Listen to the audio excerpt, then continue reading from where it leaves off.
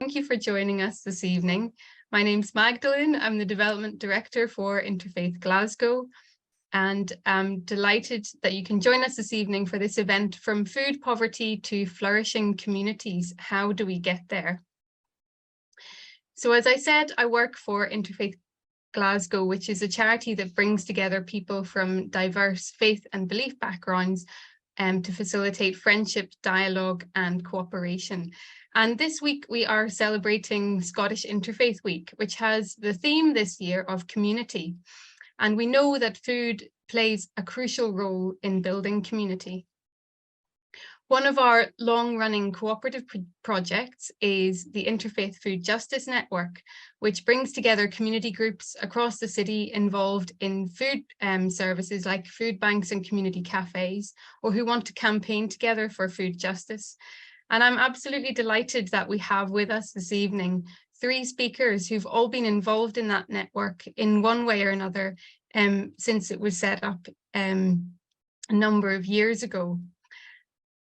So we'll have Zarina, Luke and Aneel all speaking to us this evening, and we're looking forward to hearing what they have to say. Without further ado, I shall pass over to Talia. Right, thank you very much, Magdalene, for that introduction. I just wanted to, before we move on to our 3 fantastic speakers that we have lined up for this evening, to give a little bit of policy context around Scottish food policy, because it is a particularly exciting time in terms of the Scottish Government, but also what's happening locally here in Glasgow. So I thought it would be some really nice context to take us into this discussion before we hear from our speakers on their take on how we move from food poverty to flourishing communities. So as Magdalene was mentioning, we have the Interfaith Food Justice Network, made up of around 90 groups coming together to connect and communicate around their issues or to redistribute surplus food, and also promoting the values of the Interfaith Food Justice Declaration. So the declaration is a wide-ranging yet concise document which includes commitments to ensuring the dignity of those being provided food, but also includes, I guess, this kind of duality that food services often hold in, while trying to provide food to people, also wishing to end the need for their food services. So while we recognise that lots of people are reliant on these services and that people need them, we do want to see a world where everyone has access to the food, which we believe is a human right, to have access to good food. So I know that from talking to members of the Interfaith Food Justice Network that a lot of food services at the moment are facing more demand than they can supply with the increased cost of living. So especially when these food services are dependent on surplus food, either provided by supermarkets or from other charities, it really doesn't offer much stability for groups in providing food. So this is a further reason, not only in the limited choice that a surplus food model allows, but also in that it's reliant on the overproduction which happens in supermarkets to then feed people. So it's really not an ideal system, and it's why we would like to move more towards a system where we can promote dignity in our responses to food poverty, as well as choice, and that then all of this organising energy that people working in food provision services are channeling, that energy can go into building flourishing food provision services which strengthen our communities or other kind of food initiatives. So to talk a little bit more about policy quickly, you might have heard about the Scottish Government work to end the need for food banks, and the ambition to expand cash first responses to food poverty, so that instead of providing people with food, often surplus food, as I was mentioning, we can put money into people's pockets and they can have as much choice as anybody else in where they shop and what they buy. So this is one way in which we're trying to maintain dignity, as kind of it's allowing people that choice. So it also avoids the problems of people, if you're supplying people with food, but they maybe don't have the money towards energy to then cook the food. So it kind of holistically responds to food poverty and tackles a range of issues at once. But also more broadly and very excitingly, the Scottish Government is soon to release their consultation on their National Food Plan. So the National Plan will be a massive opportunity to combat the issues in Scotland's food system in a joined up and holistic way. So looking across the different issues and how that affects different areas of the food system, and to come together to tackle those under one plan. And this will also be out for consultation. It really is due any day now. And I would really urge that, since the consultation is an opportunity for individuals and organisations to have their say, it will be fantastic to submit as many responses as possible when that is released. And part of the National Food Plan will also be requiring local authorities to create their own localised food plans. And some of you may know that we already have a Glasgow City Food Plan in Glasgow, which is implemented by the multi-sectoral Glasgow Food Policy Partnership, which works across 6 theme areas to deliver a food system which is equitable, sustainable, and which promotes health. So while the food plan is currently being updated in line with current context points like the cost of living crisis, the overall aim is to take a holistic and joined up approach to changing our food system. And like I mentioned Catch First earlier, Catch First is kind of an example of a more holistic approach in that it's not trying to treat the symptoms in providing people food, but is trying to get more to that root cause, food poverty. So I guess what I really want to emphasize in my introduction here is that whole systems approaches are really important and really relevant in considering how we foster flourishing communities. As unfortunately, we're never going to combat the issues in our food system, like the environmental impact of the food we eat or food poverty that many people experience, by attempting to solve those issues individually. So I'm really glad that this whole systems approach is something that we're often seeing reflected in the current food policy, which is being implemented. So that was just a little bit of context that I thought would maybe lay the groundwork for this. But first of all, I want to pass on to our first speaker, Zarina Ahmad. So Zarina is a climate change communicator and PhD researcher at the University of Manchester. She was a founding member of the Interfaith Food Justice Network development group and a driving force behind the One Big Picnic, which was a communal community meal for free happening in George Square every year. So Zarina, I know you've got some slides to share, so if you could share your screen now, and we'd love to hear your take on the question today. Thank you for that introduction, and it's lovely seeing so many familiar faces. So hi everybody. So food justice. So I'll start off with food justice because I think at the heart of what we want is a just food system for all. And food justice should be, for me, I think basically it should be a human right where everyone has access to healthy, fresh food, which is affordable, locally available and culturally appropriate. So the food justice and like some of the food policy plans and the Good Food Nation bill all center around 3 principles. And those 3 principles are food security, food equity, and food sovereignty. So these are quite large umbrella statements, right? And they can cover a lot of different themes within that. So, so thinking about these themes, I've highlighted a couple, which I think, well, more than a couple, a few here that need some further consideration and sometimes get overlooked, especially in policy. So there's a lack of cultural and faith awareness of food practices. So, for example, within like both the Muslim community and also the Jewish community, there's really quite some strict guidelines around kosher and halal food. And so those type of food practices sometimes are overlooked. And I'll talk a little bit more about it from an Islamic perspective of some of those food practices. Exclusion of cultural knowledge. So what I mean by exclusion of cultural knowledge is that there's already existing knowledge in communities about what a good food system has been and can be, and how food is shared and divided between communities to ensure that people aren't left without food. So, you know, many communities around the world don't have the same food issues that we have in a developed country, which is really appalling that we are a developed country with lots of money, but yet we've got so many people that are in food poverty.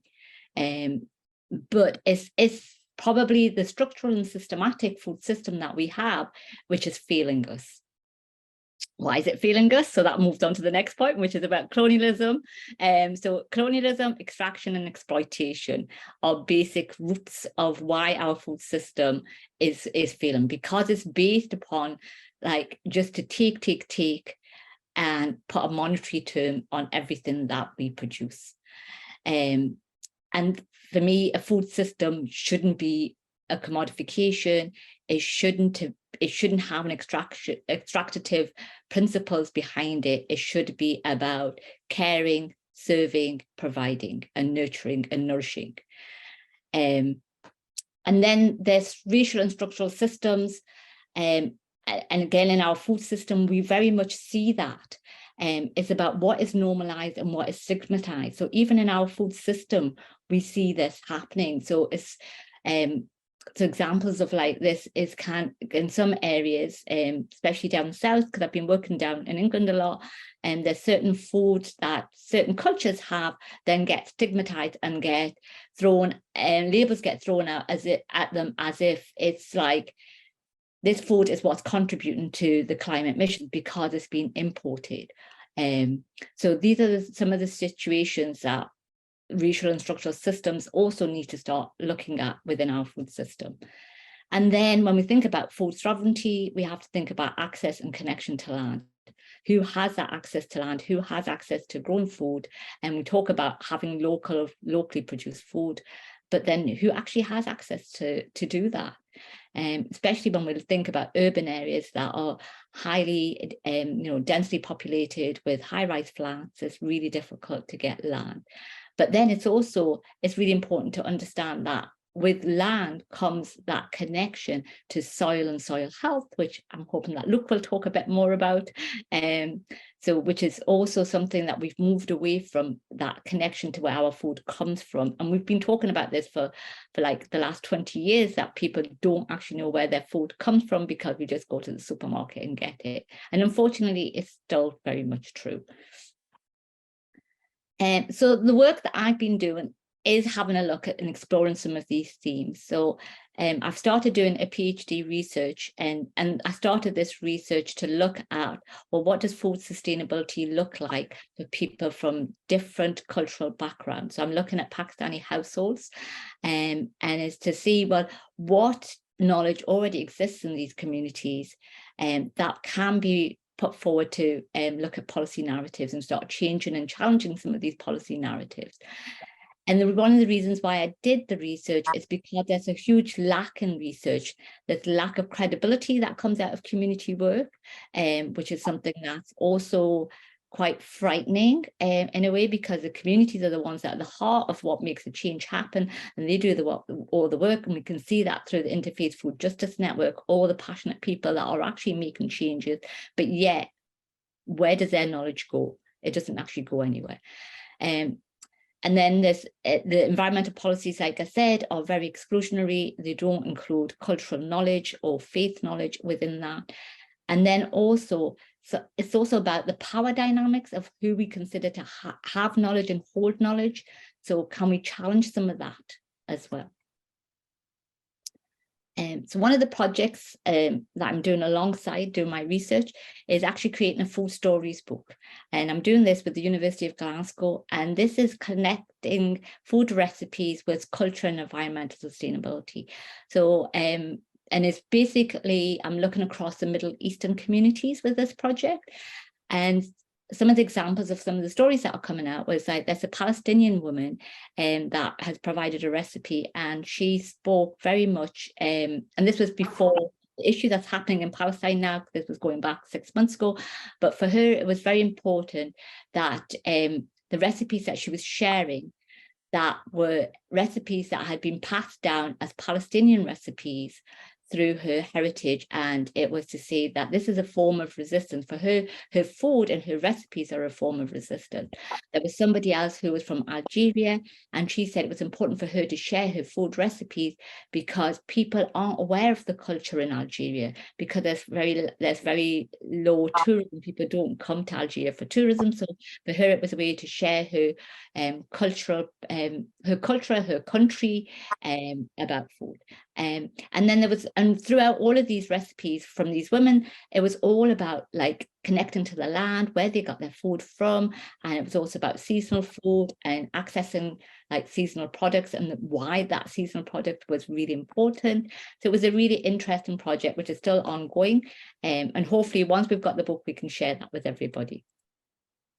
And then there's another project that I'm working on, which is a Just Food and Climate Transition, which is a whole system approach, and it's looking at, well, how do we transform a whole community area? So this is like the whole borough of Tower Hamlets, and it's looking at working with grassroots community organizations that are doing our food producers, food suppliers, food consumers. It could be anything related to food. And how do we bring them together to start transforming what that food system could look like? So it's very much a bottoms-up approach, and it's bringing people together and getting them connected to say, well, what would your food system in this area look like, and which would be good enough for everybody's needs? And whether that would be about actually connecting to farmers that are out with the borough of Tower Hamlets, or whether it's about bringing in more spaces to grow locally, and whether it's about reducing plastic, whether it's about reducing food banks. How do we support people that are in food poverty? Because this is a very area that is very deprived area as well, and very multicultural. So it's about culture and faith as well within this area. Faith and food. So throughout all of these projects that I've been involved in, faith and food is a big topic that keeps coming up. And so I'm going to talk a little bit about Islamic principles. And the reason why faith is important for a lot of people in their food practices is it's not just about what they eat. It's also about the practices of things like sharing and waste. It's also about what's good for you and what's good for the planet as well. So within many different phases, I've learned over the last few years how faith is so important within our food system as well. So in Islam, or within the Muslim communities, a lot of people have heard the term halal, and halal basically means something that's permissible. So it doesn't just talk about meat, which is most commonly known that halal is about halal meat, but halal, the term halal actually just means something that's permissible to a Muslim. And so it can reflect across different parts of the food system. And basically, if your food is not sourced from a good place, so it's not organically produced, that is actually not halal as well.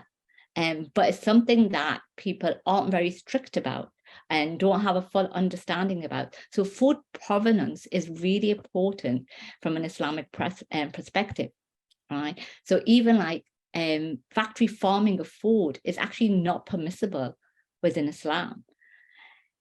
And so again, we talked about meat consumption. Within meat consumption, so it's not just about the slaughter of how that meat is before we eat it, it's also about how that animal is looked after before we eat it. So that animal has to be reared in a good environment, and be able to roam freely, be looked after as if it's your own child.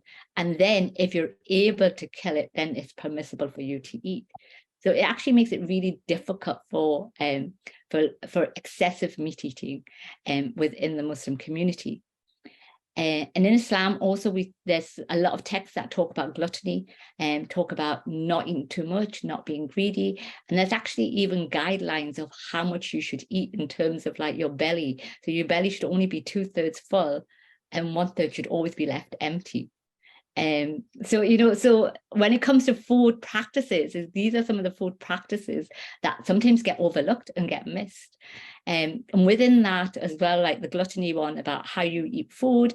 So it's always never overeat, never fill your stomach up too much. It also tells you how to sit and eat. So a lot of people you'll see in Muslim communities will actually sit on the floor. And one of the reasons why you sit on the floor is actually it makes your stomach condenses it in a way so that you don't overfill it. So it's about gluttony, and then also about waste. So it's a lot about not wasting food. So a lot of communities I work with, they always say we don't waste food because it's against our religion, right? Our religion teaches us not to waste food. So in Islam, wasting food is quite a big sin. But also sharing food is really important, that we are able to share food with our neighbours, making sure that nobody goes hungry. And that is the principle of sharing food. Again, with fasting, the rules around fasting, again, are it's about sharing afterwards and inviting people to eat with you. Our celebrations and sacrifices, again, are also, again, about sharing that food with others and making sure that nobody goes hungry. So these are some of the principles that I think are overlooked, but also that we can bring back into environmental policies, but also into communities to talk about, like sharing, looking after and nurturing. So some of the possibilities is a collective vision. This is something that a lot of people really struggle with. So I think the One Big Picnic, one of the biggest, for me, one of the biggest impacts from the One Big Picnic was this thing about people really coming together, but also being able to see how we can share food with one another and having dignity behind that food, but also having food that they're not having to pay for in a way. And that was really wonderful to see, because people kept saying, oh, do we not have to pay for this food? Is it free food? And it was such a wonderful feeling to be giving away food for free, and people finding that being very refreshing, that they could just have food and not be restricted in a way by their financial means. And then having a thriving and healthy local food system. Again, there's a lot of work being done locally by the Good Food Nation Bill and also the Glasgow Food Policy group, and also down in London, there's a lot of work that's happening to have a look at what a local food system could look like, and then putting the principles of a rights-based approach behind that, but also be taken into consideration when we talk about rights-based approach, that we are including culture and faith. And then what would an alternative food system look like? So I did an event recently with the Women's Environmental Network looking at food justice, but through a feminist lens. And one of the questions we asked for was, what would your food system look like? And everybody really struggled. So I'm going to put that question out to the audience today, that what would your food system actually look like? What would it look like for you? And what would you keep from our current food system, and what would you change? So it's there for you to think about just now. All right, and that's me finished. So thank you very much. Thank you very much, Zarina. That was great to hear about. So next, I'm going to hand over to Aneel Singh Bhopal, who is the Deputy CEO of the West of Scotland Regional Equalities Council. And Aneel has previously been a volunteer with SEVA Scotland, so he's going to tell us a bit more about that. Thanks, Aneel. Thank you so much, Talia, for that introduction, and to Interfaith Glasgow for inviting me along to speak today, and to Zarina for that brilliant presentation. I think it's complete testament to the vital work that Interfaith Glasgow do, because I've learned things that I wouldn't have otherwise through the delivery there. So I really appreciate all the information provided by Zarina. So hi everyone, and thanks very much for coming along to listen to myself and other colleagues today. My name is Aneel Singh Bhopal, and I'm here to speak to you about the concepts of Lungar and SEVA in the Sikh faith, and how that links into the work of SEVA Scotland, which is a community-led initiative which supports food justice provision in Glasgow. Just as a bit of background information in relation to work that I do in a personal capacity, as Talia mentioned, I work as Deputy Director for the West of Scotland Regional Equality Council, more commonly referred to as WSREC. We are an equalities and human rights charity working across 12 local authorities in the west of Scotland, primarily supporting people from minority ethnic backgrounds. We develop and deliver a range of community-led responses to eliminate discrimination, help people attain their civic rights, and also remove barriers to build a fair and more just society for all, irrespective of their background. I've previously held roles with the Scottish Refugee Council, the Central Scotland Regional Equality Council, and WSREC FM, which have had focuses on environmental justice and food justice in one way or another. And I've also volunteered with Interfaith Glasgow on various initiatives, including their weekend club, which supports refugees, asylum seekers, and new migrants. So I'm here to speak to you about SEVA Scotland today. In all honesty, I no longer volunteer with them, but did so for a number of years. And I've been given the task with explaining some of the brilliant work that they do for today's session. But before we delve into that, I thought it would help to provide some background into the philosophical inspiration behind the initiative, which is derived from the Sikh religion, particularly in relation to the institution of langar and the concept of seva. So langar is the community kitchen of the Gurdwara, which is the Sikh place of worship, which serves vegetarian meals to all free of charge, regardless of religion, race, caste, gender, or any other factor. The langar is open to all and provided daily at Gurdwaras across the world, and is served by volunteers from the Sikh community and other communities as well. The institution of langar was initiated by the founder of the Sikh faith and the first of the 10 Sikh gurus, Guru Nanak Dev Ji, who took inspiration from the concept of seva, which promotes selfless service towards humanity without the expectation of any reward or personal gain. So essentially, this idea of langar and seva is what serves as the inspiration for numerous Sikh charities across the globe, working to support some of our world's most vulnerable communities. And this includes our very own and Glasgow's very own SEVA Scotland, who are a group of volunteers from the Scottish Sikh community, whose mission is to feed those in need. SEVA Scotland was set up around a decade ago in 2013 and operate from the Glasgow Central Gurdwara based in Berkeley Street and from the Glasgow Gurdwara based in Albert Drive. And they run on a Monday and Tuesday evening respectively. I was involved with the Albert Drive branch of the initiative, which is based in the Pollock Shields area in the south side of Glasgow, so I'll concentrate on the work conducted there. And that initiative's been led over the years consistently by two core volunteers, Ruby Kaur Bhopal, who's my mum, and Jas Kaur Kent, and they've been supported by a team of fellow volunteers, including those who regularly serve in the Gurdwara. Pre-COVID, our volunteers would buy and prepare food in the Gurdwara kitchen and then take food to the streets, food banks and other centres to physically distribute. This would often be at Cadogan Street in the city centre, as well as the Wayside Centre and the Pyramid, which are also based in central Glasgow. Because of the restrictions that COVID brought about, we changed our mode of delivery during the pandemic and maintain that style post-pandemic too. So whilst volunteers still buy and prepare the food at the Gurdwara, the food is now collected by the Homeless Project Scotland for distribution in the Broomy Law area in town, and also delivered to the Wayside Centre for their own distribution amongst their vast number of service users.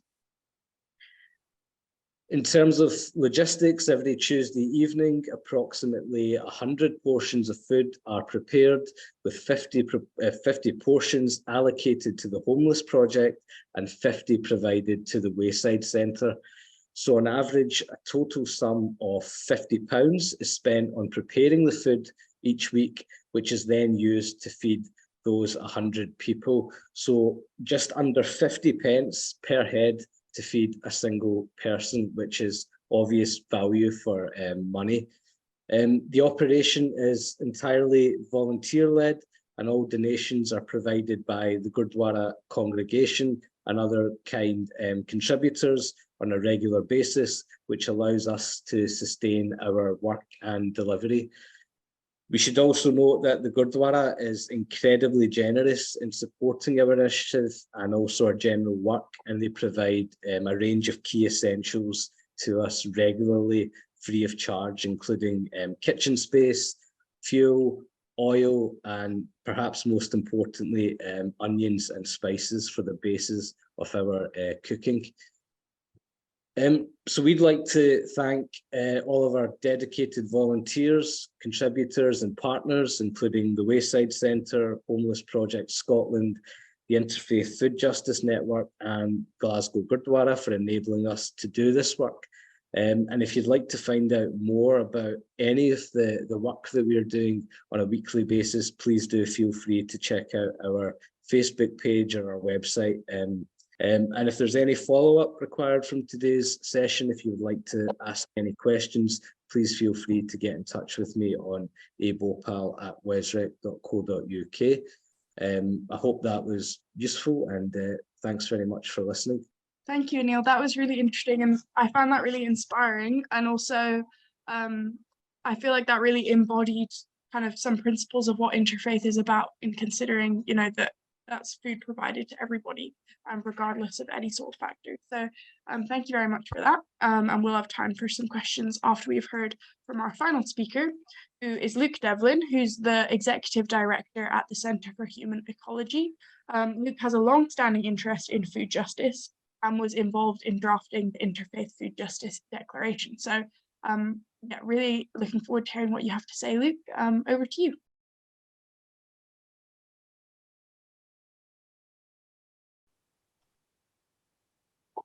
So thank you so much to Aneel and Zarina for their presentations, which I learned a lot from, and I'm looking forward to discussing.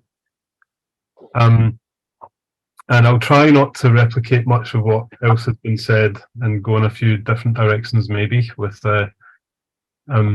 what we can share tonight in the conversation.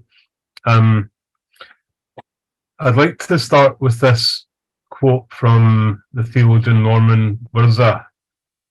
Food is a holy and humbling mystery.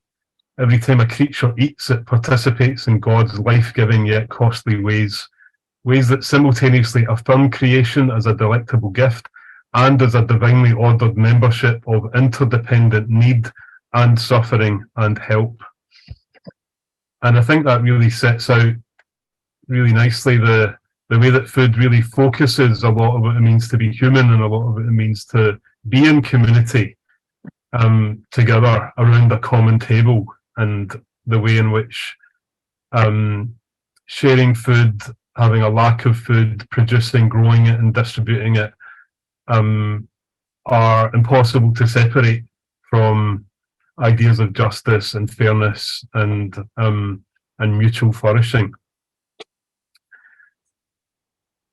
The facts are quite bleak at the moment, as a lot of us who are involved in various food projects are aware of from the recent Hunger in Scotland report. 17% of Scottish adults have experienced food insecurity in the 12 months to mid-2022, translates to 1.2 million people in Scotland.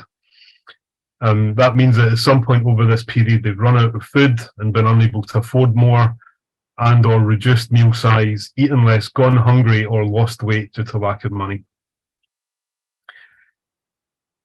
And food insecurity, which we've already, Zarina has already discussed a little bit, it's the inability to acquire or consume an adequate diet or sufficient quantity of food in socially and culturally acceptable ways, or the uncertainty that one will be able to do so.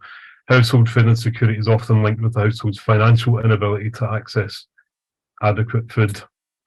Or as Janet Popinjek puts it, food insecurity is an official euphemism for hunger.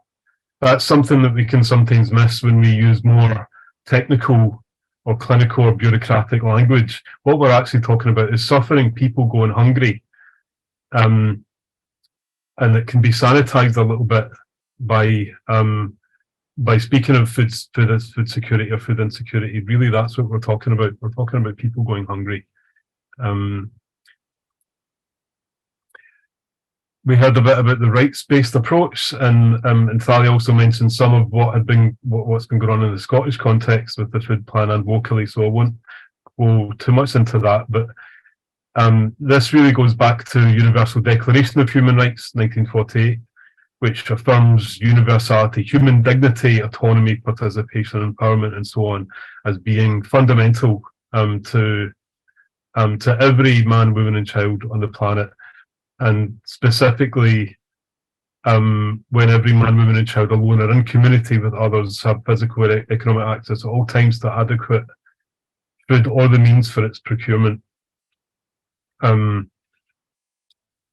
1989, that was predated by the International Covenant on Economic, Social and Cultural Rights, which means state obligations to provide food, clothing and shelter, adequate standard of living. But that's not been brought into Scots law, but there is a campaign to do so.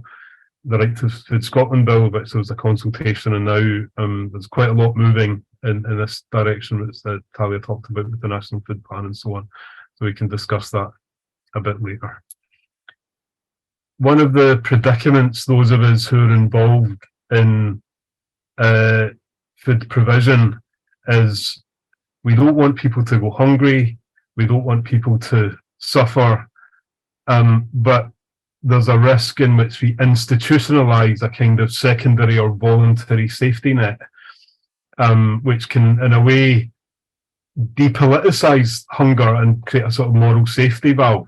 So Graham Riches talks about surplus food for surplus people, or leftover food for left behind people. That there's a real risk that we can institutionalise secondary food markets, secondary welfare systems and food consumers because of state failure, because of issues around social security, austerity and welfare reform, and market failure, and the kind of failure of society really to allow people adequate income and access to food, leading to loss of dignity and human rights. And this can lead to what you could call the social construction of hunger as a matter for corporate charity. So just-in-time supply systems, the way that big multiple retailers and supermarkets and so on will now actually build in surplus food being diverted to emergency food aid as part of their operations, and creating effectively a parallel charity economy, which is not going to reduce long-term food insecurity. It can mask income poverty, and it can create a kind of uncritical way to not really get to the root of the problem.